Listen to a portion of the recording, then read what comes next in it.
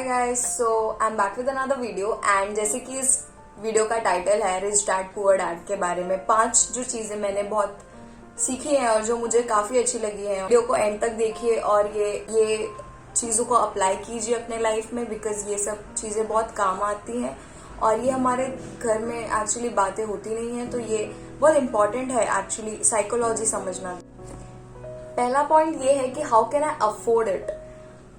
हमेशा हमारे कल्चर में यही सिखाया गया है कि हम ये अफोर्ड नहीं कर सकते हैं या हम ये ले नहीं सकते हैं, हमें इस चीज पे नहीं ध्यान देना चाहिए और इस चीज को छोड़ देना चाहिए। जैसे कि आपको अगर बाइक पसंद है या कोई भी कार पसंद है तो आपके पेरेंट्स बोलेंगे कि अभी मत लो, या फिर हम अभी नहीं ले सकते हैं, या जो भी है जैसा भी।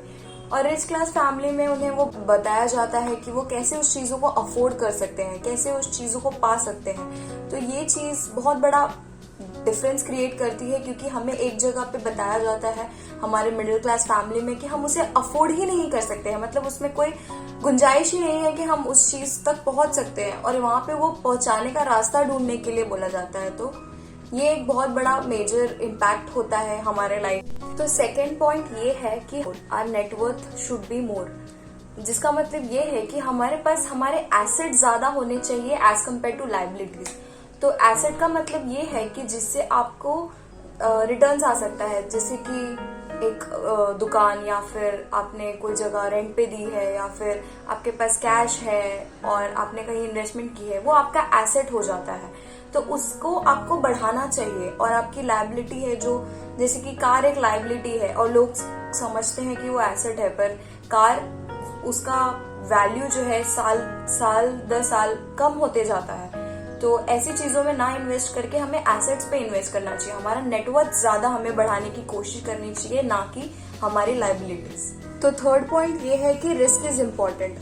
तो यहाँ राइटर ये बोलते हैं कि risk, middle class people risk जल्दी लेते नहीं है और पुअर क्लास पीपल भी। और जो रिच क्लास पीपल है वो हमेशा रिस्क लेने के लिए तैयार रहते हैं, इसलिए उनका प्रॉफिट और उनका बढ़त भी बाकी सब लोगों से ज्यादा होता है। मिडिल क्लास लोगों में एक जॉब को सिक्योर माना जाता है और एक सिक्योर लाइफ जीने के लिए प्रोत्साहन दिया जाता है, पर रिच क्लास फैमिली में ऐसा नहीं होता है। वो हमेशा रिस्क लेते हैं, भले वो गिरते हैं वो वापस उठने की कोशिश करते हैं और वो उससे अपनी गलतियों से सीखते हैं। तो राइटर यहाँ ये बोलते हैं कि आप हमेशा रिस्क लेते रहें अपनी जिंदगी में और कुछ ना कुछ इससे सीखते रहें और आगे बढ़ते रहें। यहाँ चौथी और मेरी फेवरेट चीज ये, पर्सनल फाइनेंस बहुत जरूरी है। आपको नॉर्मल अकाउंटिंग आना चाहिए, जिससे आप कंपनीज की बैलेंस शीट पढ़ सके। अगर आप उनमें इन्वेस्टमेंट करना चाहते हैं तो आपको टैक्सेशन समझ में आना चाहिए कि आपको कितना टैक्स आप भर रहे हैं, कैसे आप टैक्स का बचत कर सकते हैं, कैसे आपको उससे फायदा मिल सकता है। आपको इन्वेस्टमेंट कैसे करना है आपको ये भी आना चाहिए। आपको पता रहना चाहिए कि आपका पैसा आप कहाँ डालेंगे तो आपको ज्यादा बढ़त मिलेगा। एफडी में लोग सोचते हैं एफडी में आपका पैसा इन्फ्लेशन ही खा जाता है, आपका पैसा बढ़ने के जगह उल्टा घट जाता है। पर वही चीज अगर आप म्यूचुअल फंड में या स्टॉक मार्केट में डालते हैं तो वो आपका इन्फ्लेशन से भी आगे जाके ग्रोथ देता है आपका पैसा। तो ये सब चीजें इंपॉर्टेंट है। हमारा फाइनेंशियल एजुकेशन हमें नहीं दी, हम सोचते ही नहीं है कि हमारा फाइनेंशियल एजुकेशन इंपॉर्टेंट है। अगर आप साइंस फील्ड से हैं, आर्ट्स फील्ड से हैं, इट डजंट मैटर, आप जहां पे भी हैं आप उस चीज को सीखें और आप उसको अप्लाई करें अपने लाइफ में। फिफ्थ पॉइंट ये है कि you can't get rich being an employee. Middle class families mostly एक जॉब के लिए अप्लाई करने का सोचते हैं और वो हमेशा कोशिश करते हैं कि वो जॉब में कैसे अच्छे बने रहें और अच्छा करते रहें, तो उनका सैलरी ग्रोथ होते रहे।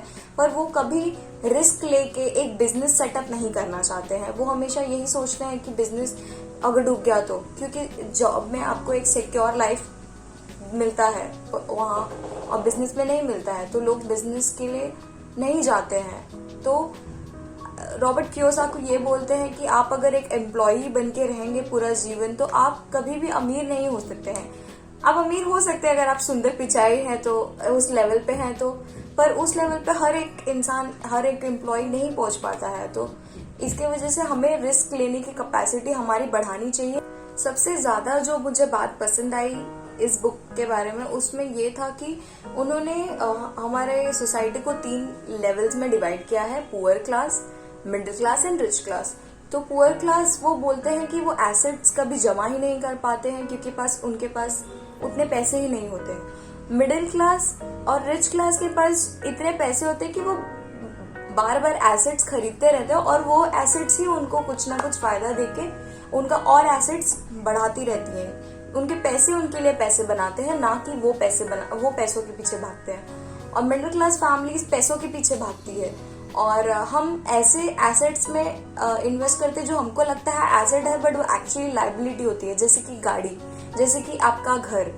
जी, आपका घर भी एक लाइबिलिटी है according to Robert Kiyosaki, because आपके उस घर से आपको कोई आमदनी नहीं आ रही है, उस घर में आप ही रह रहे हैं और आपको अपने जेब से वो घर के लिए पैसा देना पड़ रहा है और ना ही वो घर आपको कुछ नहीं दे रहा है। तो अगर आपको ये वीडियो पसंद आया हो तो प्लीज लाइक कीजिए एंड सब्सक्राइब कीजिए। और I was actually confuse, so you can help me out in that.